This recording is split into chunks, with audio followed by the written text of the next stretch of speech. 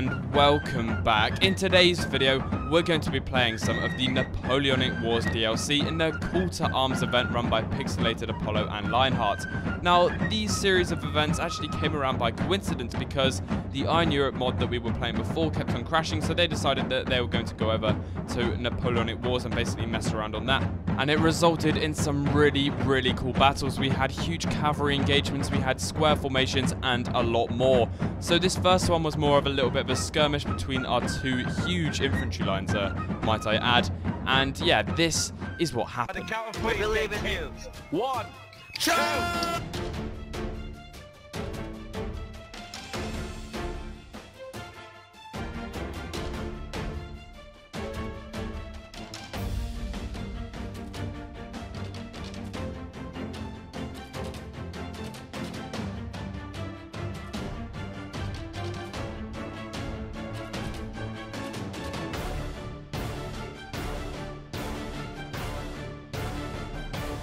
So I managed to die very quickly, but as you can see, the fighting carried on with the British in the red uniforms pushing back the Russians very easily, and we basically annihilated them almost straight away. Look at that kill feed. I mean, most of it was green, and you can see the flag bearers on the top of the hill just get absolutely washed away. They are not spared, and the flags are taken. So that was the end of the first round. The next part of the event was my favourite, so it was the square formations where one team would play as cavalry and the other team would play as infantry. Obviously, the infantry would form square formation, and it was up to the cavalry to engage that square and basically kill everyone. On the later rounds, we got some cannon involved and we started shooting them from hilltops, and it was really fun. There was also dragoon cavalry that were actually ridiculously overpowered, but this is what happened. As you can imagine, getting 80 or so people into a square formation was very hard, but eventually we managed to do it, as you can see here, with a very neat looking square formation with a weird sailor poking his spear over the top, but we did it. We waited quietly for the enemy to cross the hill. We knew they would have great numbers, and we also knew that they would be dragoons, so they would also be carrying firearms, and we can see the horses kicking up dust in the background, and one of the men lets off a shot very early. It just shows how nervous he is. We were told to hold our fire and not shoot until they were really close, and eventually we let loose and kill about 3 or 4 of them, which wasn't enough. One of our dead comrades falls to the ground on the left, and as you can see, some of the dismounted enemy cav start trying to attack our front, I guess it's our front rank, with their lances. So they had a mixture of lancers and heavy dragoons, I think. So the dragoons would fire into us as well as chopping us with their swords, which was really hard to defend against. And I'm taken out almost straight away, and our formation is crushed. We didn't hold it very well at all. You can see the British flag flying in the wind, and then it goes down. One of the dragoons takes it down, and the remaining British forces are cut to pieces. And that was a loss for Great Britain and Lionheart. With most of his men in disarray, Lionheart managed to pull them back together into another square formation where we would hold against another cavalry engagement, and we kill a lot more through firearms, but they still fall upon us really quickly, and so many of our men are tempted out and drawn out to try and hit the enemy cavalry instead of staying in the formation, and that results in the formation breaking and then everybody dying as a result. But I managed to push out just a little bit, nearly missed their flag carrier who takes away our colour. One of the hussars dies to my bayonet. The formation actually holds really well here. We do not push out. The formation is still intact, and the next wave of cavalry comes through and takes me out. I am dead, but the formation is still holding. It's just a little bit small. The 2 British flags flying in the wind yet again, but the cavalry is just too great, too quick, and we just don't see them coming when they sweep past. And that was the last stand for Great Britain and Lionheart.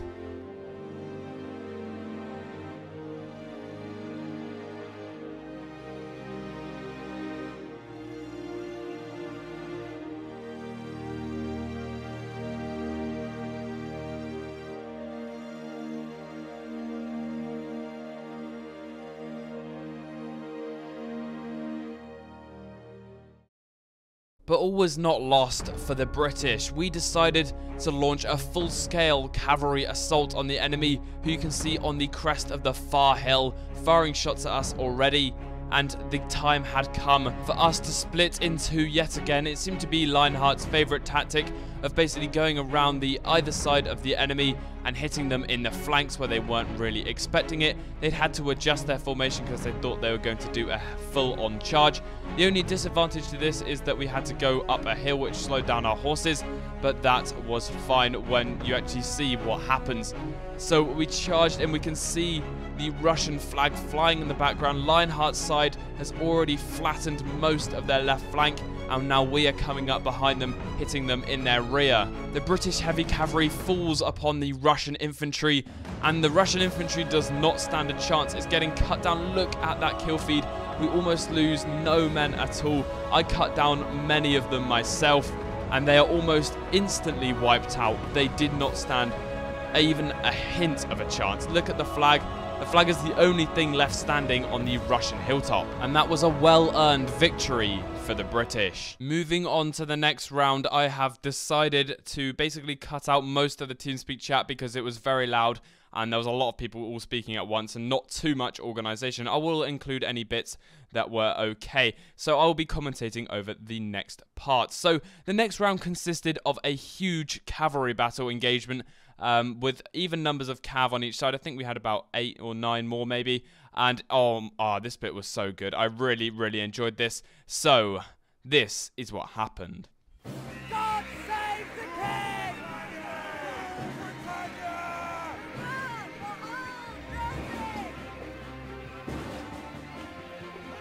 Okay, what I want you to do is when I say split, those of you that are on the right peel off to the right, those of you on the left peel off to the left, and we're going to envelop them.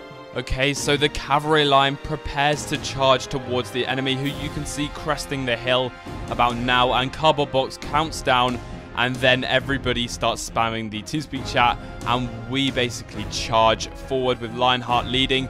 As you heard, we got a few tactics in place to ensure our win. Split now, left and right, go. Split.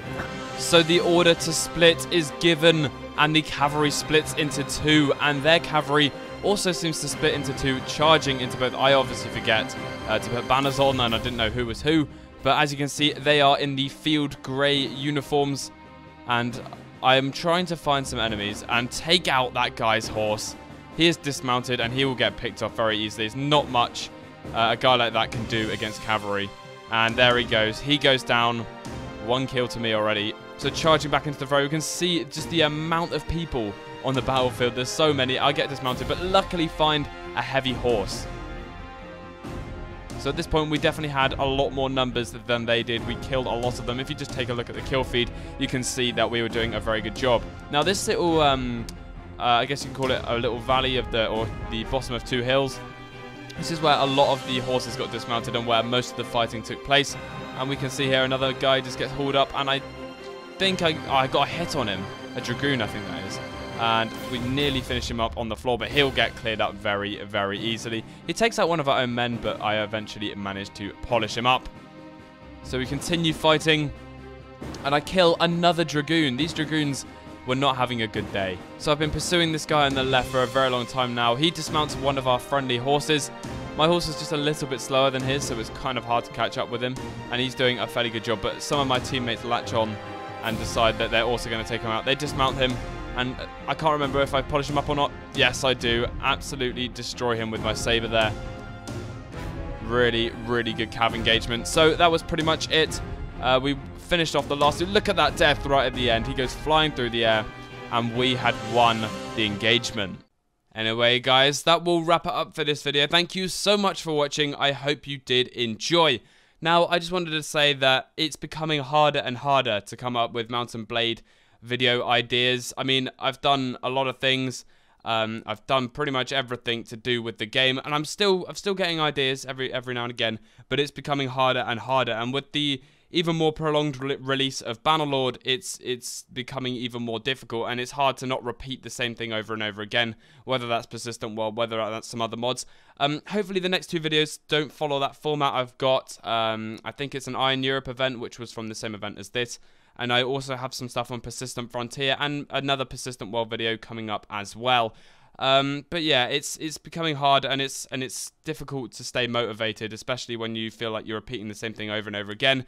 And the Mountain Blade community feels like, I just feel like we're being insulted with the whole Bannerlord thing. Like, they're not telling us when it's coming out, and it's becoming even more difficult for creators to actually release stuff. And I don't want to spam Bannerlord videos because it just doesn't make sense, and I often don't like the result of them. It kind of feels very forced. I mean, if there's something new, then I'll do it, but I'm not going to be doing anything that we've already seen, if that makes sense, because I just don't enjoy doing that kind of thing. I've taken a real big liking to Kingdom Come Deliverance, actually, and I hope that we can get some stuff going on that. The devs have been in contact with me, and it's been really, really positive. We've also got some stuff like Hold Fast Nations at War coming up, so it is looking good for the future. But at the moment, it's becoming difficult, even more difficult. I never really liked the series idea. Like, series, I feel like after the first episode, people kind of dropped off, and then you get less and less views as you go along. People kind of enjoy it less and less as you go through the series. I like doing one-off videos on single-player mods, etc. I guess the best thing you guys can do at the moment is leave any suggestions down in the description, and just, you know, appreciate what I upload. Sometimes it's going to be a little bit repetitive, but I will keep trying my best. Anyway, guys, I think that will wrap up for this video. Thank you so much for watching. We've hit 17,000 subscribers as well, which is insane. I have never even expected to reach that, especially as I'm doing mainly Mountain Blade. So, guys, thank you so much for watching yet again, and I will see you in the next one.